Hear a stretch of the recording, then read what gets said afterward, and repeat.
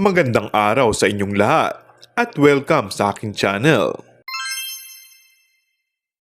Sa hindi inaasahang pagkakataon, ay nagkaroon ng pagkaantala sa espesyal na anunsyo ni Kim Chiu at Paolo Avellino sa programang It's Showtime ngayong araw dahil sa lagay ng panahon.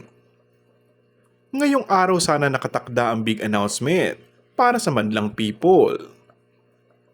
Sayang naman at excited pa naman ang lahat kung may aaminin ba daw ang dalawa.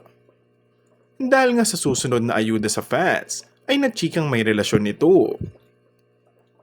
Handa na nga bang magsalita si Kim at Paolo para malinaw na ang isyu sa kanila o mananatiling tikom ang kanilang mga bibig, komento ng mga fans. Ngunit may mga naghihinala na ang anunsyong ito ay para sa pagsasama nilang muling proyekto.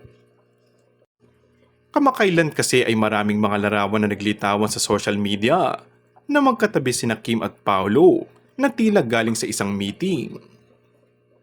Super deserving nga ang Kim Pao ng isang pelikula.